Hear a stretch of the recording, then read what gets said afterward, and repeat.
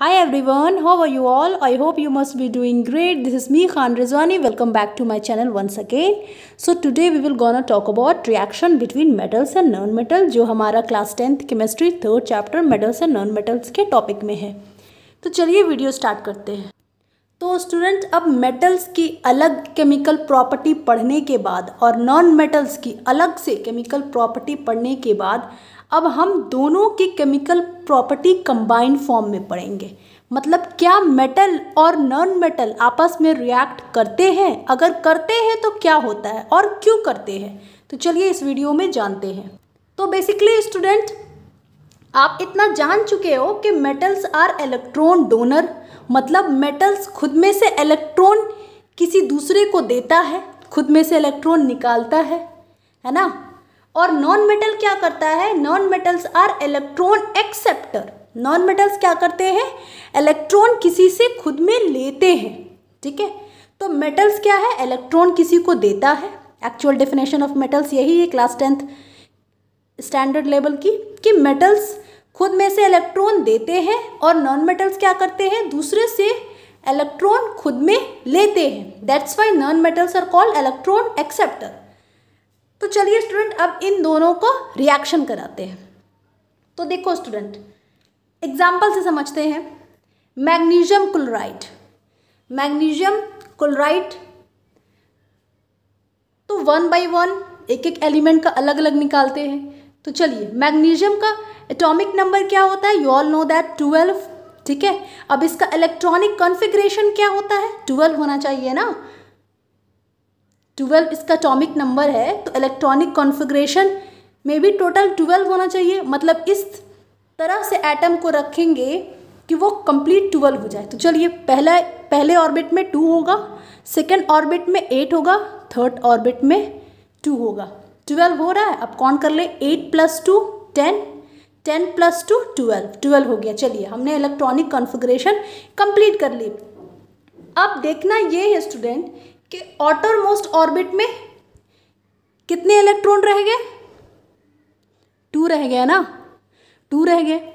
मतलब number of electron in outer most orbit 2 है, और number of electron in outer most orbit को ही हम कहते हैं वैलेंस इलेक्ट्रॉन, है ना। तो 2 है। तो क्या ये स्टेबल है स्टूडेंट? नहीं, बिल्कुल स्टेबल नहीं है। क्यों? क्योंकि ये ऑक्टेट लॉ का ये तो रूल ही है कि किसी भी एटम के अंदर इलेक्ट्रॉन, बाहरी इलेक्ट्रॉन मतलब आउटर मोस्ट इलेक्ट्रॉन में 8 इलेक्ट्रॉन चाहिए। बट यहाँ पर क्या हमें आउटर मोस्ट ऑर्बिट में मिल रहा है? 2 इलेक्ट्रॉन, है ना। तो ऐसा हम क्या करेंगे कि मैग्नीशियम के आउटर मोस्ट ऑर्बिट में 8 आ जाए और ये ऑक्टेट लॉ कंप्लीट हो जाए, मतलब ये एटम खुद को स्टेबल कर ले। तो हम क्या करेंगे स्टूडेंट कि ये 2 इलेक्ट्रॉन जो आउटर मोस्ट ऑर्बिट के मैग्नीशियम में था, ये हम डोनेट कर देंगे, मतलब लूज कर देंगे, मतलब दे देंगे किसी को। ठीक है, अब देने के बाद ये जब 2 इलेक्ट्रॉन हमने दे दिया किसी को, तो हमारे पास कितने इलेक्ट्रॉन रह गए? 8 और 2 रह गए। ये 2 आउटर मोस्ट ऑर्बिट में ऐसे आप 2 इलेक्ट्रॉन को हटा दो, हट गया, चलो हटा दिया हमने। तो अब क्या इलेक्ट्रॉनिक कॉन्फ़िगरेशन रहा स्टूडेंट? 8 और 2 रहा, है ना। तो ऑक्टेट लॉ तो यही कहता है ना कि आउटर मोस्ट ऑर्बिट में आपका 8 इलेक्ट्रॉन होना चाहिए। तो 8 इलेक्ट्रॉन हो गया, ये 2 हमने किसी को दे दी। तो आप यहाँ पर देखो स्टूडेंट, मैग्नीशियम ने क्या किया? 2 इलेक्ट्रॉन डोनेट कर दिया, मतलब 2 इलेक्ट्रॉन लूज कर दिया। और मैग्नीशियम क्या है स्टूडेंट? मेटल है। इसलिए तो हम कहते हैं मेटल्स आर इलेक्ट्रॉन डोनर, जो खुद में से इलेक्ट्रॉन डोनेट कर दे। क्यों इलेक्ट्रॉन डोनेट कर दे? क्योंकि वो खुद को स्टेबल करना चाहता है, अपना ऑक्टेट लॉ कंप्लीट करना चाहता है। तो चलो भैया ठीक है, मैग्नीशियम ने 2 इलेक्ट्रॉन डोनेट कर दी। ओके, चलिए, मैग्नीशियम ने क्या किया? Magnesium will lose 2 electron to gain stability.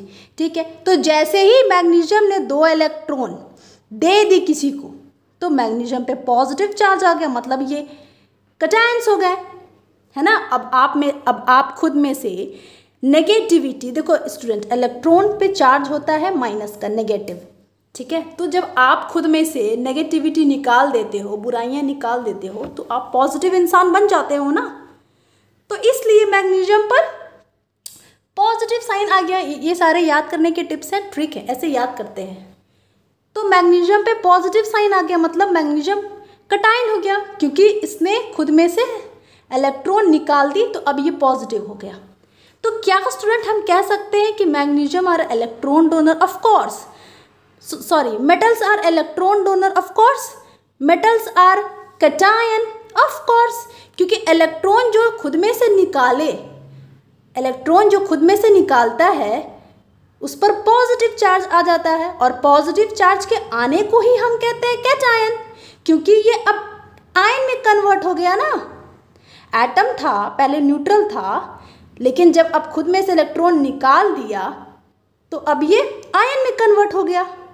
तो इलेक्ट्रॉन को निकालना और खुद को पॉजिटिव कर दिया तो कैटायन हो गया। मतलब metals are electron donors, metals are cation. देखो स्टूडेंट, डेफिनेशन कैसे ड्राइव होता है ये आप सीख लो, ठीक है। तो चलिए, मैग्नीशियम का हमें समझ में आ गया कि भैया मैग्नीशियम पर प्लस चार्ज हो गया। ओके, ठीक है। चलिए अब क्लोरीन के बारे में जान जाएं। तो देखो स्टूडेंट, क्लोरीन का एटॉमिक नंबर क्या होता है? 17। अब इसको इलेक्ट्रॉनिक कॉन्फ़िगरेशन में आप अरेंज कर लो। 2 + 8 10 हो गया, 10 + 7 17 हो गया, है ना। तो अब स्टूडेंट क्या ये स्टेबल है? क्योंकि इसकी आउटरमोस्ट ऑर्बिट पे तो 7 है। नहीं, ऑफ कोर्स नॉट, ये स्टेबल नहीं है। स्टेबिलिटी का क्या रूल है कि आउटरमोस्ट ऑर्बिट में 8 इलेक्ट्रॉन तो होने ही चाहिए। तो क्लोरीन ऐसा क्या करेगा कि इसके आउटरमोस्ट ऑर्बिट में 8 इलेक्ट्रॉन आ जाए?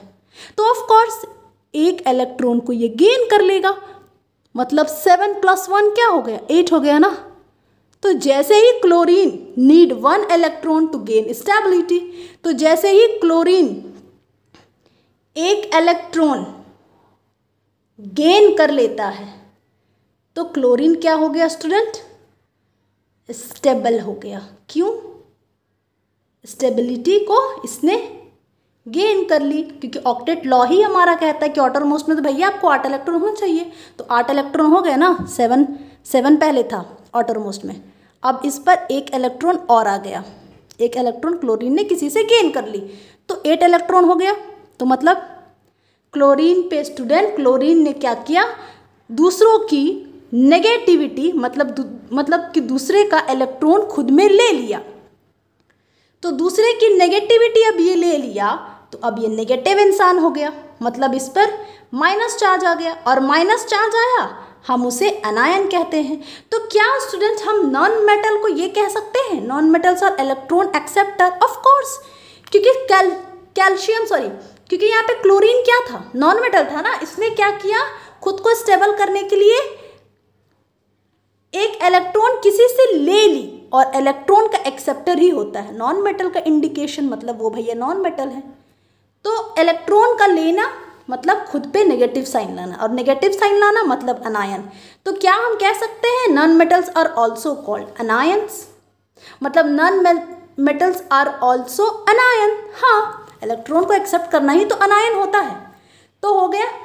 अब देखो स्टूडेंट, अब आप सोचते होंगे ये तो मैम आपने मैग्नीशियम का हमें electronic configuration, valency, atomic number, ये सारी चीज़ें आप क्यों बता रही हैं? और टॉपिक में तो मेंशन है reaction between metals and non metal. तो एग्जैक्टली स्टूडेंट मैं इसलिए बता रही हूँ क्योंकि देखो मैग्नीशियम को जो दो इलेक्ट्रॉन जो लूज करेगा तब ये स्टेबल होगा, और क्लोरीन को जो 1 इलेक्ट्रॉन चाहिए तभी ये स्टेबल होगा। तो ये मैग्नीशियम ही अपना 1 इलेक्ट्रॉन क्लोरीन को दे देगा।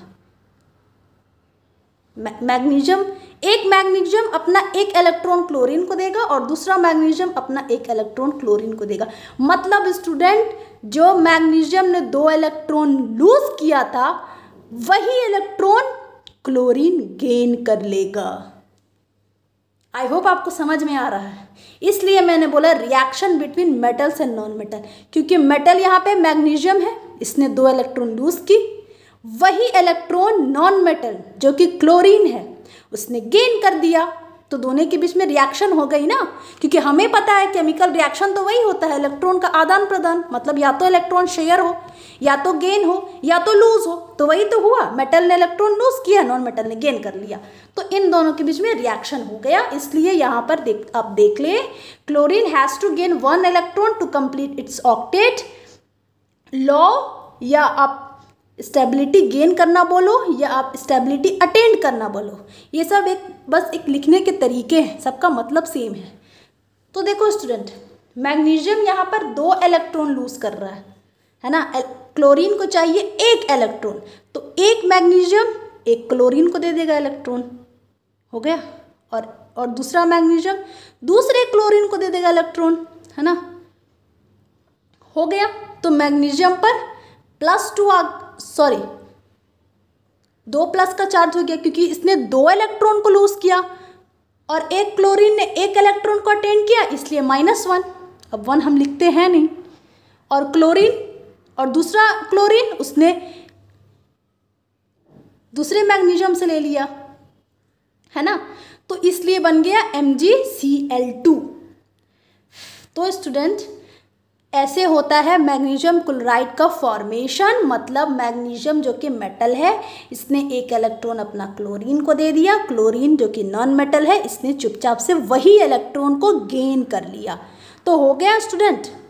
अब ये एटम थे, लेकिन जैसे ही इन पर चार्ज आया ये आयंस में कन्वर्ट हो गए, क्योंकि एटम पे चार्ज आना ही तो कहते हैं ना कि ये आयन हो गया, आयन में कन्वर्ट हो गया।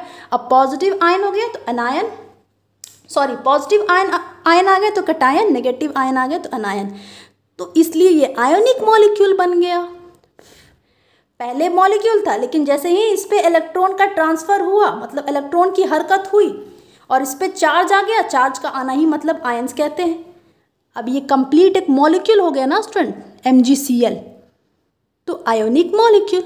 और opposite charge attract each other, इस पे पॉजिटिव इस पे साइन है, इसलिए अपोजिट चार्ज दोनों एक दूसरे को अट्रैक्ट कर रहे हैं।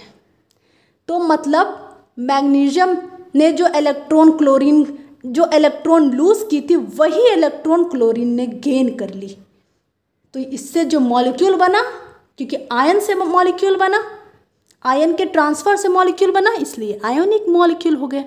और opposite charge attract each other, तो दोनों एक दूसरे को अट्रैक्ट करेंगे, दोनों आस पास एकदम बिल्कुल चिपके हुए रहेंगे, ज़्यादा दूर भाग नहीं पाएंगे, इसीलिए ये एक कंपाउंड पे बन गया मैग्नीशियम क्लोराइड। आई होप आपको इतना क्लियर हो गया होगा। इसलिए स्टूडेंट, रिएक्शन हो गया मेटल्स और नॉन मेटल्स का, ठीक है। और आपको पता है reaction between non metals and non metals के बीच में जो बॉन्ड फॉर्म होता है उसे हम बोलते हैं आयोनिक बॉन्ड। मैं सब वीडियो में डिस्कस करूंगी, डोंट वरी, बस आप वीडियो में बने रहें। तो चलिए एक और एग्जांपल से समझते हैं हम, और इस बार सॉल्ट का लेते हैं एग्जांपल। मैं ये reaction between metals and non metals समझा रही हूँ आपको एग्जाम्पल के थ्रू, ओके। तो formation of sodium chloride, sodium chloride क्या है, एक सॉल्ट है जो हमारे किचन में यूज़ होता है। तो देखो स्टूडेंट, तो अब अलग अलग इंडिविजुअल का निकालते हैं। पहले सोडियम का निकालते हैं। सोडियम का एटॉमिक नंबर क्या है, 11, इलेक्ट्रॉनिक कॉन्फ़िगरेशन 281। अब आपको इतना आना चाहिए, आप स्टैंडर्ड 10th में हो, बेसिकली आपको 9th में पढ़ना होता है। और जान लो स्टूडेंट, केमिस्ट्री का सबसे बड़ा बेसिक, सबसे बड़ा फ्रेमवर्क बोलो, सबसे बड़ा हथियार बोलो, ये atomic number, electronic configuration, valency ही है। ये आपको अच्छे से समझ में आ गई, आप केमिस्ट्री पे बहुत अच्छे से मास्टरी कर जाओगे, क्योंकि कहीं पे भी घुमा फिरा के ये सब चीज़ें बहुत रिपीट होती है केमिस्ट्री में। क्योंकि केमिस्ट्री में क्या है, हमको मैटर्स के बारे में पढ़ना है ना। मैटर्स किस चीज़ के बने हैं, एटम्स के बने हैं। तो एटम्स के अंदर क्या होता है, इलेक्ट्रॉन की हरकत होती है, इलेक्ट्रॉन का आना जाना, शेयर होना, यही सब तो होती है। तो ये सारी चीज़ें आपको आनी चाहिए। तो चलिए, इलेक्ट्रॉनिक कॉन्फ़िगरेशन 281, तो वैलेंसी 1 हो गई। तो स्टूडेंट, अब सोडियम ऐसा क्या करेगा कि ये खुद को स्टेबल करे, क्योंकि स्टेबल में इसको 8 इलेक्ट्रॉन चाहिए, ऑटरमोस्ट में है यहाँ 1। तो कुछ नहीं, ये क्या करेगा, 1 इलेक्ट्रॉन खुद में से किसी को दे देगा, लूज कर देगा। अब जब 1 इलेक्ट्रॉन लूज कर देगा, ये हट गया, अब इसके पास क्या रहा, ऑटरमोस्ट में 8 रहा ना। तो वही होता है स्टूडेंट, सोडियम 1 इलेक्ट्रॉन लूज कर दिया और स्टेबिलिटी अटेन कर लिया, मतलब ये स्टेबल हो गया। दुनिया में सारी चीज़ें स्टेबल होना चाहते हैं ना खुद को, तो स्टेबल हो गए, क्योंकि स्टेबल लोग बहुत जल्दी रिएक्ट नहीं होते हैं। सिमिलरली कोई भी एटम बहुत जल्दी रिएक्ट होना नहीं चाहता, इसलिए वो स्टेबल होना चाहता है, इसलिए ये स्टेबल हो गया। तो जैसे ही सोडियम ने अपने में से एक बुराई निकाली, मतलब एक इलेक्ट्रॉन निकाल दी, तो ये पॉजिटिव चार्ज इस पर आ गया। पॉजिटिव चार्ज का आना ही मतलब कैट आयन, आयन मतलब होता है चार्ज, कैट आयन मतलब पॉजिटिव चार्ज हो गया। ठीक है भैया, सोडियम पर आ गया पॉजिटिव चार्ज। अब क्लोरीन का क्या, क्लोरीन में भी वही कहानी जो मैंने अभी आपको बताई थी। क्लोरीन में भी देख लो वही सेम है, 17 है, इलेक्ट्रॉनिक कन्फर्मेशन 287 है, वैलेंसी 1। मतलब क्लोरीन को एक इलेक्ट्रॉन चाहिए स्टेबिलिटी अटेन करने के लिए, क्योंकि इसके आउटरमोस्ट ऑर्बिट में तो 7 है ना, तो एक इलेक्ट्रॉन अगर ये गेन कर लेगा तो ये 8 हो जाएगा, और आउटरमोस्ट में तो हमें 8 ही चाहिए। ठीक है, तो क्लोरीन ने क्या किया, खुद में से दूसरों से एक इलेक्ट्रॉन गेन कर लिया, तो 7 + 1 क्या हो गया, 8 हो गया। मतलब अब गेन करने के बाद इसका इलेक्ट्रॉनिक कॉन्फ़िगरेशन ये हो जाएगा स्टूडेंट 288 आ गया ना, आउटरमोस्ट पेट आ गया ना, स्टेबल हो गया। अब जैसे ही ये अपने में दूसरों से एक इलेक्ट्रॉन गेन करता है तो इस पर माइनस चार्ज आ जाता है, क्योंकि ये दूसरे की नेगेटिविटी खुद में गेन कर ली ना, तो माइनस चार्ज आ गया, तो ये हो गया अनायन। ठीक है, अब देखो स्टूडेंट, सोडियम कहाँ से, सोडियम अपना एक इलेक्ट्रॉन निकाल के करेगा क्या, किसको देगा, और क्लोरीन को कहाँ से वो एक इलेक्ट्रॉन मिलेगा, तो यही तो होता है स्टूडेंट। सोडियम अपना एक इलेक्ट्रॉन निकाल के क्लोरीन को दे दिया, और क्लोरीन ने वही इलेक्ट्रॉन जो सोडियम ने निकाला था उसको एक्सेप्ट कर लिया, तो बन गए ये आयोनिक कंपाउंड, क्योंकि ये कंपाउंड आयन से बने हैं, आयन के ट्रांसफर से, मतलब इलेक्ट्रॉन के ट्रांसफर से, तो आयोनिक कंपाउंड Na पे प्लस Cl पे माइनस, तो सोडियम क्लोराइड बन गया। This is how the formation of sodium chloride takes place, which is also called salt. ठीक है, तो सोडियम क्या था, मेटल, इसने क्या किया, इलेक्ट्रॉन को डोनेट कर दिया। ठीक है, और क्लोरीन क्या था, नॉन मेटल, इसने इलेक्ट्रॉन को एक्सेप्ट कर दिया। तो यही तो डेफिनेशन है स्टूडेंट, कि metals are electron acceptor, non metals are electron, sorry metals are electron donor, non metals are electron acceptor. I hope आपको इतना क्लियर हो गया होगा। तो इसे बोलते हैं स्टूडेंट, ऐसे रिएक्शन होते हैं मेटल्स और नॉन मेटल्स के। और आपको पता है ये जो रिएक्शन मेटल्स और नॉन मेटल्स के होते हैं, इनमें जो बॉन्ड बनता है, इनमें जो बॉन्ड बनता है उस बॉन्ड को हम बोलते हैं आयोनिक बॉन्ड, क्योंकि आयन से बन रहे हैं ना वो बॉन्ड, इसलिए आयोनिक बॉन्ड। चलिए अब आयोनिक बॉन्ड के बारे में जानते हैं। तो देखिए स्टूडेंट, आयोनिक बॉन्ड को हम इलेक्ट्रोवैलेंट बॉन्ड भी कहते हैं। क्यों कहते हैं, वीडियो में बने रहें, सब आपको क्लियर समझ में आ जाएगा। तो देखो student, ionic bond it is a bond between metal and non metal, इतना तो आपको समझ में आ गई होगी। मेटल और नॉन मेटल के बीच में जो बॉन्ड बनता है, मतलब जब मेटल और नॉन मेटल जब रिएक्शन होता है उन दोनों के बीच, तो एक बॉन्ड बनता है। ठीक है, उस बॉन्ड को हम कहते हैं आयोनिक बॉन्ड। और ये बॉन्ड कैसे फॉर्म होता है student, it is formed by the formation of 2 ions, है ना। आयंस कौन से आयंस, कैटायंस और अनायंस। मतलब इसमें बेसिकली इलेक्ट्रॉन का ट्रांसफर होता है, एक इलेक्ट्रॉन दूसरे एटम में से एक इलेक्ट्रॉन, मतलब मेटल अपना एक इलेक्ट्रॉन ट्रांसफर कर देगा नॉन मेटल को, तो दोनों में रिएक्शन हो गया। और चूंकि ये जो बॉन्ड बन रहा है आयन से बन रहा है, तो आयोनिक बॉन्ड। देख लो, मेटल इलेक्ट्रॉन लूज किया, वही इलेक्ट्रॉन नॉन मेटल गेन कर लिया, तो metal cation, non metal anion, है ना। मेटल पे पॉजिटिव, नॉन मेटल पे नेगेटिव साइन। देखो, chemical bond in which transfer of electron takes place from one atom to other, वही तो हुआ, ट्रांसफर हुआ एक इलेक्ट्रॉन दूसरे इलेक्ट्रॉन का। It is formed when valence, देखो ये फॉर्म कब होता है, सब बात एक ही है स्टूडेंट, बस लिखने का तरीका अलग है। अगर आप समझ गए बहुत अच्छी तरीके से, तो आप इसको 10 डेफिनेशन में भी खुद से फ्रेम कर सकते हो, बस समझने भर की देर है। देखो, it is formed when valence electron, valence electron क्या, outermost electron of one electron are transfer permanently to other atom, वही हुआ ना। सोडियम क्लोराइड में क्या हुआ स्टूडेंट, एक इलेक्ट्रॉन इसने अपना दे दिया क्लोरीन को, ये परमानेंट ट्रांसफ़र हो गए। अब ये इनके साथ ही चिपक के रहेंगे, ये दूर भाग नहीं पाएंगे। ठीक है, तो ये एक कंपाउंड बना लिए। विच कंपाउंड, क्योंकि कंपाउंड ये आयन से बना है, आयन्स मतलब इलेक्ट्रॉन के आने जाने से बना है, ट्रांसफ़र होने से, इसलिए आयोनिक कंपाउंड। अब देखो स्टूडेंट, आयोनिक कंपाउंड को हम इलेक्ट्रोवैलेंट कंपाउंड भी कहते हैं। क्यों कहते हैं देख लो। Ionic compound is also called electrovalent bond because it is formed by transfer of electron from cation to anion. जान गए आप, हो गया। इसे हम इलेक्ट्रोस्टैटिक फोर्स ऑफ अट्रैक्शन भी कहते हैं बिटवीन टू एटम्स। मतलब आयोनिक बॉन्ड को हम इलेक्ट्रोस्टैटिक फोर्स ऑफ अट्रैक्शन भी कहते हैं बिटवीन टू एटम। और देखो student, electrostatic force of attraction होता क्या था? ये बेसिकली कूलम इंट्रैक्शन, आप क्लास 9 के फिजिक्स में पढ़े होंगे कि अगर जब दो नेगेटिव चार्ज हैं, पॉजिटिव नेगेटिव, ये दो अपोजिट चार्ज हैं, ये अट्रैक्ट करेंगे एक दूसरे को, और इनके अट्रैक्शन से जो फोर्स जनरेट होता है उसे हम कहते हैं इलेक्ट्रोस्टैटिक फोर्स ऑफ अट्रैक्शन। क्योंकि अट्रैक्शन हो रहा है। आप देखो ना, देखो यहाँ पर पॉजिटिव चार्ज और नेगेटिव चार्ज, इन दोनों को लाओ, ये दोनों एक दूसरे को फटाक से अट्रैक्ट कर लेंगे, है ना, क्योंकि इन दोनों के बीच में फोर्स बहुत स्ट्रांग हो जाएगा। क्योंकि हमें पता है नेगेटिव चार्ज का फोर्स, दो अपोजिट चार्ज का फोर्स स्ट्रांग होता है ना, इसलिए ये इलेक्ट्रोस्टैटिक फोर्स ऑफ अट्रैक्शन है। क्योंकि जहाँ पर पॉजिटिव नेगेटिव चार्ज का अट्रैक्शन आया, मतलब आप समझ जाना वहाँ पर इलेक्ट्रोस्टैटिक फोर्स ऑफ अट्रैक्शन की बात हो रही है। और ये क्या है? कूलम इंट्रैक्शन है। इसलिए स्टूडेंट, इलेक्ट्रो मतलब इलेक्ट्रोस्टैटिक चार्ज, इलेक्ट्रो मतलब इलेक्ट्रोस्टैटिक चार्ज, और इलेक्ट्रोस्टैटिक चार्ज क्या होती है? मतलब कि दो अपोजिट चार्ज एक दूसरे को अट्रैक्ट कर रहे हैं। वही तो हुआ। पॉजिटिव जो मेटल कैटायन मेटल पे आया, नेगेटिव चार्ज जो नॉन मेटल एनायन, ये दोनों को अट्रैक्ट कर लिए, एक बॉन्ड बन गया, एक मॉलिक्यूल बन गया। कौन मॉलिक्यूल बन गया? आयोनिक मॉलिक्यूल, मतलब आयोनिक बॉन्ड बन गए।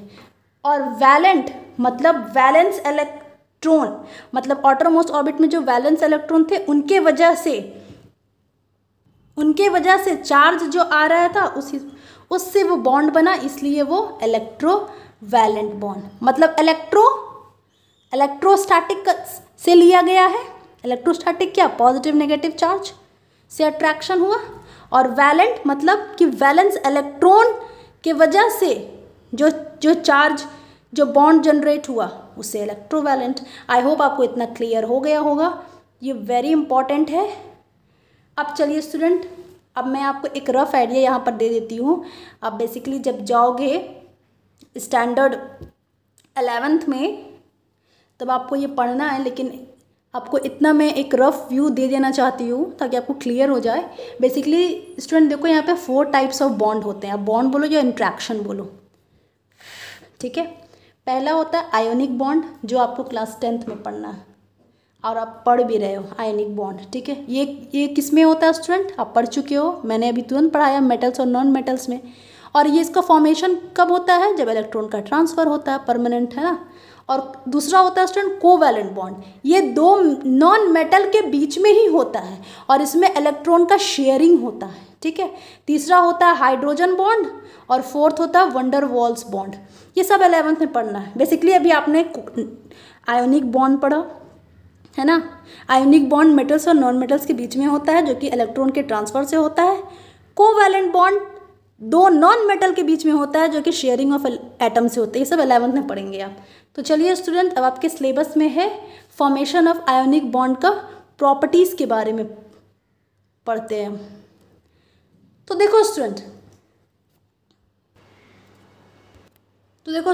ये आयोनिक कंपाउंड है ना, जो आयोनिक बॉन्ड से बनते हैं वो सॉलिड होते हैं, ठीक है। इनका स्टेट ऑफ मैटर क्या होता है? ये सॉलिड होते हैं, ठीक है। अब सॉलिड होंगे स्टूडेंट तो ऑफ कोर्स ग्रेटर या स्ट्रॉन्ग फोर्स ऑफ अट्रैक्शन होगा। उनके कॉन्स्टिट्यूएंट पार्टिकल में स्ट्रॉन्ग फोर्स ऑफ अट्रैक्शन होगा और इसी फोर्स ऑफ अट्रैक्शन की वजह से आयन अट्रैक्ट होंगे, है ना, स्ट्रांगली अट्रैक्ट होंगे। तो जब स्ट्रॉन्ग फोर्स ऑफ अट्रैक्शन है स्टूडेंट, तभी तो कोई भी मैटर सॉलिड कहलाता है। ये बेसिकली आप क्लास 9th में स्टेट्स ऑफ मैटर में आपने पढ़ा होगा। अगर आपको अच्छे से नहीं पता तो मैं एक्सप्लेन कर देती हूँ, डोंट वरी। देखो स्टूडेंट, ये सॉलिड है, समझ लो, ये सॉलिड पार्टिकल है, ये बेसिकली क्लास 9 का सिलेबस हो जाएगा, बट मैं आपको समझा देती हूँ। इसके कॉन्स्टिट्यूएंट पार्टिकल्स मतलब जिस पार्टिकल्स के ये बने हैं, जिस पार्टिकल से ये बने हैं। मैटर किस चीज़ से बनता है? एटम से बनता है ना। तो इनमें बहुत सारे एटम प्रेजेंट हैं, एक पार्टिकल में बहुत सारे एटम्स प्रेजेंट, ठीक है। तो सॉलिड का फॉर्मेशन ऐसे ही होता है, इनके कॉन्स्टेंट पार्टिकल ऐसे हैं। तो ये दोनों बहुत सटे हुए होते हैं, मतलब बहुत नज़दीक नज़दीक होते हैं। इन सेक्शन को, इस एरिया को अगर मैं जूम करके आपको बताऊं, देखो मैं इसे अगर जूम करके बताऊं तो ऐसे होते हैं, देखो पार्टिकल्स बिल्कुल एकदम चिपके सटे हुए थे। मतलब एक पार्टिकल्स में दूसरे पार्टिकल्स के बीच में जो डिस्टेंस होता है बहुत कम होता है स्टूडेंट। क्यों डिस्टेंस कम होता है? क्योंकि एक पार्टिकल दूसरे पार्टिकल पर फोर्स बहुत स्ट्रॉन्ग लगा रहा है। अब अगर मैं आपका हैंड को टाइटली होल्ड करके रखूं तो आप बहुत ज़्यादा दूर तक तो भाग नहीं पाओगे, है ना, क्योंकि हम दोनों में डिस्टेंस बहुत कम रहेगा, है ना। तो इसलिए फोर्स ज़्यादा है।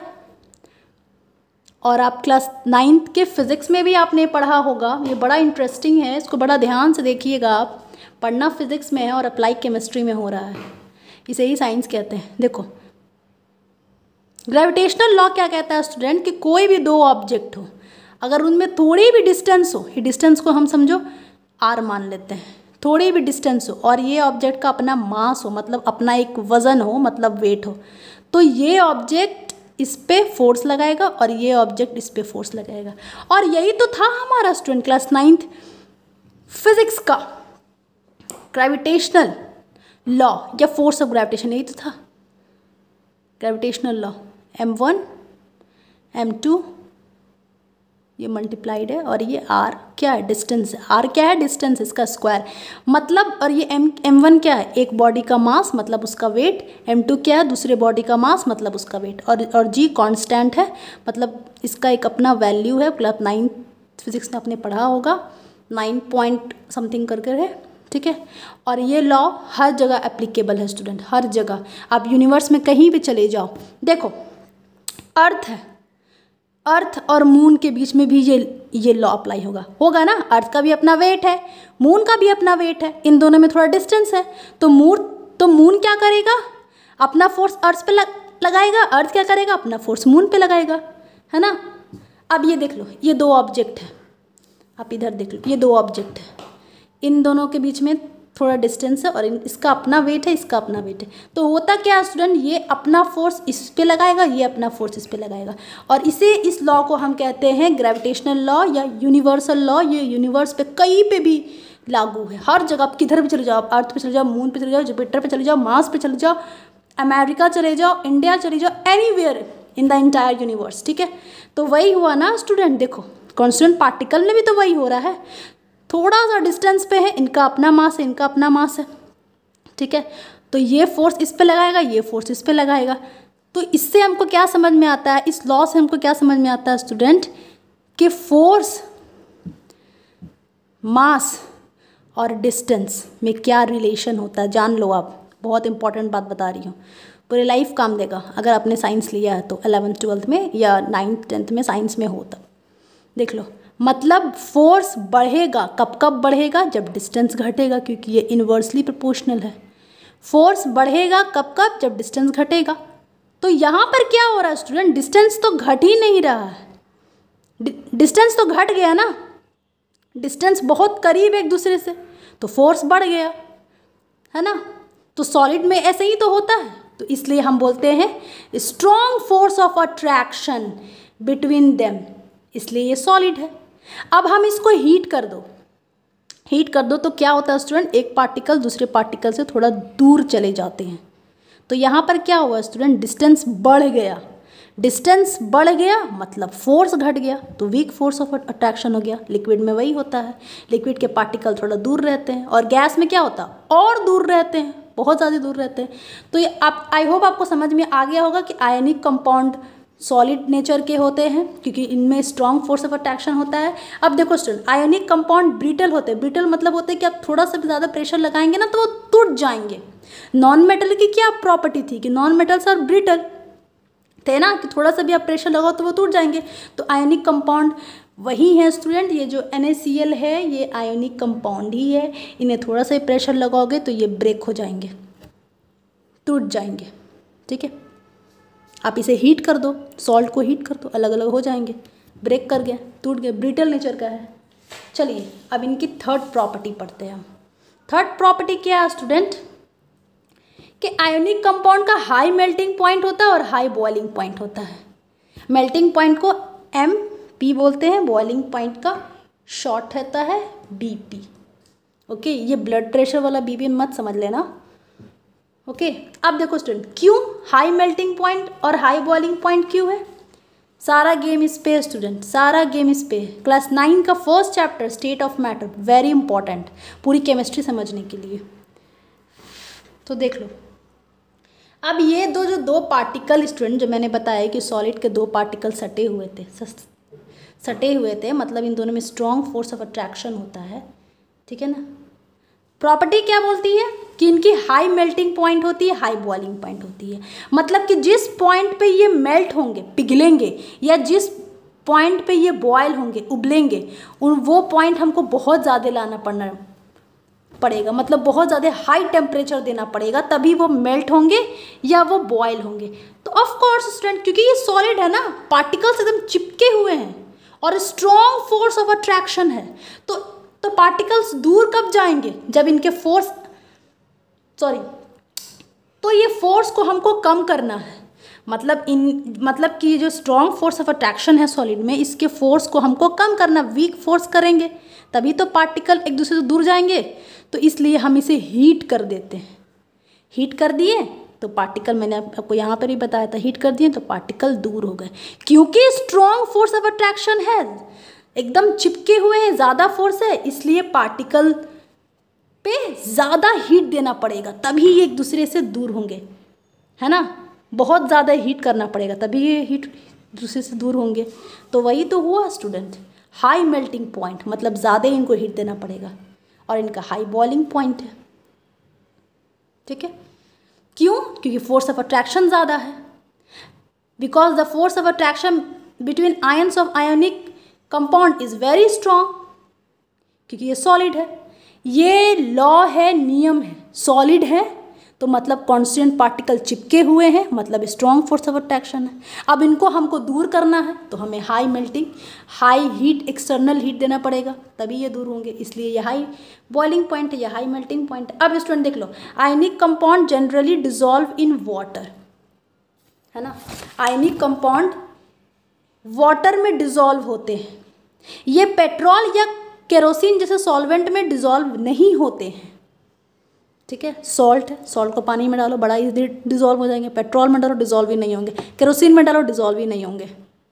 ठीक है, अब देखो student, ionic compound do not conduct electricity in solid state, rather in मॉल्टन state and in aqueous solution. ये लास्ट प्रॉपर्टी है। तो आयोनिक कंपाउंड सॉलिड स्टेट में इलेक्ट्रिसिटी कंडक्ट नहीं करेगा, लेकिन अगर आयोनिक कंपाउंड जो भी बन रहा है आपका, मैग्नीशियम क्लोराइड है या फिर सोडियम क्लोराइड है जिसको सॉल्ट बोलते हैं, इसको अगर एक्वस सोल्यूशन में डाल दो, या इसको मॉल्टन का मतलब ही होता है पिघला देना, मतलब लिक्विड फॉर्म में डाल दो, तब इलेक्ट्रिसिटी ये कंडक्ट करने की कैपेबिलिटी रखते हैं। लेकिन चूँकि ये सॉलिड है, क्योंकि हमने पहली ही प्रॉपर्टी पढ़ी थी आयनिक कंपाउंड और सॉलिड, है ना, तो सॉलिड फॉर्म में अगर इसे रखोगे तो इलेक्ट्रिसिटी जनरेट नहीं करेगा। क्यों नहीं करेगा, चलिए ये डिटेल में जानते हैं। तो स्टूडेंट, किसी भी चीज़ में से अगर इलेक्ट्रिसिटी, देखो इलेक्ट्रिसिटी कंडक्ट कब होता है? इलेक्ट्रिसिटी कंडक्ट होने के लिए 2 कंडीशन चाहिए। इलेक्ट्रिसिटी तभी कंडक्ट होगा जब ये 2 कंडीशन फुलफिल होगा। है ये मैथ्स का, फिजिक्स का सिलेबस, फिजिक्स का सिलेबस है।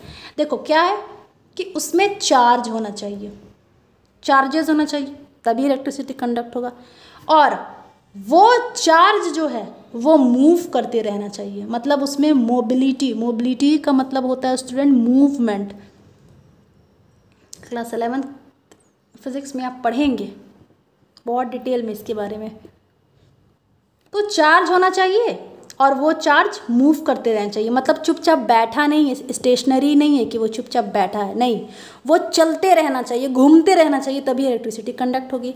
आप देखो ना, आपके घर में वायर है, ठीक है, लाइट नहीं रहती है, आप उस वायर को टच करो, करंट लगता है? कभी नहीं लगेगा। बट जैसे ही इलेक्ट्रिसिटी आती है तभी आपको करंट लगती है। ऐसा क्यों? क्योंकि स्टूडेंट ये जो वायर है, ये वायर का देख लो, ये वायर का क्रॉस सेक्शन एरिया बता रही हूँ, ये वायर का, इसमें इलेक्ट्रॉन पहले ही मौजूद है। इलेक्ट्रॉन है तो इलेक्ट्रॉन पे तो चार्ज है ना नेगेटिव, तो चार्ज तो वैसे भी है, चलो चार्ज हो गया। लाइट नहीं है, ये चार्ज वहीं पर रुक गए, चल नहीं रहे, इसीलिए करंट नहीं लगता है। लाइट आ गई तो ये क्या होता है, ये चार्ज मूव करने लगता है, एक इलेक्ट्रॉन यहाँ से जाने लगता है, मूव करने लगता है, इधर उधर भागने लगता है। 11th में आप पढ़ोगे इसे ड्रिफ्ट वेलोसिटी कहते हैं, फिजिक्स में पढ़ोगे आप। तो ये चार्ज मूव हो गया, और चार्ज का मूवमेंट ही होता है इलेक्ट्रिसिटी कंडक्ट हो रही है। मतलब चार्ज मूव कर रहा है, मतलब इलेक्ट्रिसिटी आपकी जनरेट हो रही, कंडक्ट हो रही है। तो देखो स्टूडेंट, आयोनिक कंपाउंड में क्या हमने पढ़ा कि सॉलिड स्टेट में ये इलेक्ट्रिसिटी कंडक्ट नहीं करेगा। ऑफ कोर्स सॉलिड स्टेट में तो चार्ज मूव ही नहीं करेगा, तो इलेक्ट्रिसिटी कहाँ कंडक्ट होगा?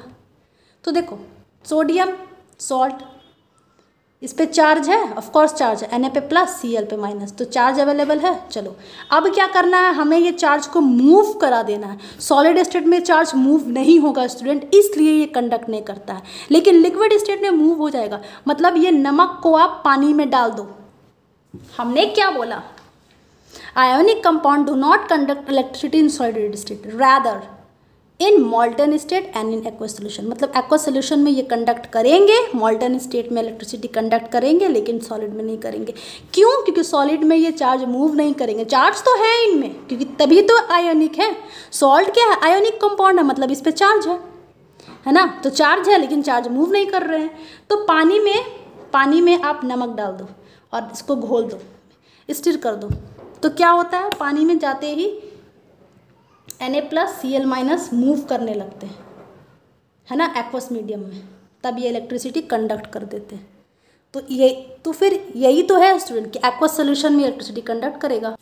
आप पानी में डाल दो, ये चार्ज ये तैरने लगेगा। मतलब इन दोनों के बीच में जो बॉन्ड था ना स्टूडेंट, आयोनिक बॉन्ड, वो अब अलग हो जाएगा, Na अलग हो जाएंगे, Cl अलग हो जाएंगे। मतलब इन दोनों में डिस्टेंस डिस्टेंस ज़्यादा हो जाएगा, और डिस्टेंस ज़्यादा होना मतलब फोर्स ऑफ अट्रैक्शन वीक होना। यही तो था, हमने पढ़ा था ना अभी, इन्वर्सली प्रोपोर्शनल डिस्टेंस। आर क्या है? डिस्टेंस है। डिस्टेंस बढ़ गया मतलब फोर्स घट गया, हो गया, Na अलग हो गया, Cl अलग हो गया, और ये पानी में ही मूव करते रहेंगे, तैरते रहेंगे, तो इलेक्ट्रिसिटी कंडक्ट कर गई। आई होप आपको क्लियर हो गया होगा। तो ये हमारा था स्टूडेंट मेटल्स और नॉन मेटल्स के बीच में रिएक्शन, और इनके रिएक्शन से जो बॉन्ड बनता है हम उन्हें बोलते हैं आयोनिक बॉन्ड, ठीक है। और आयोनिक बॉन्ड के बारे में कुछ प्रॉपर्टी पढ़नी थी, वो मैंने आपको पढ़ा दी। I hope you have like the video. Please subscribe my channel and share it as many as you can. मेरे वीडियो लेक्चर्स देखने के बाद स्टूडेंट आपके NCERT बिल्कुल लाइन बाय लाइन है, साइड बुक आप उठा लो, सारे कंटेंट आपको मिलेंगे with quality. Thank you for watching, God bless you all.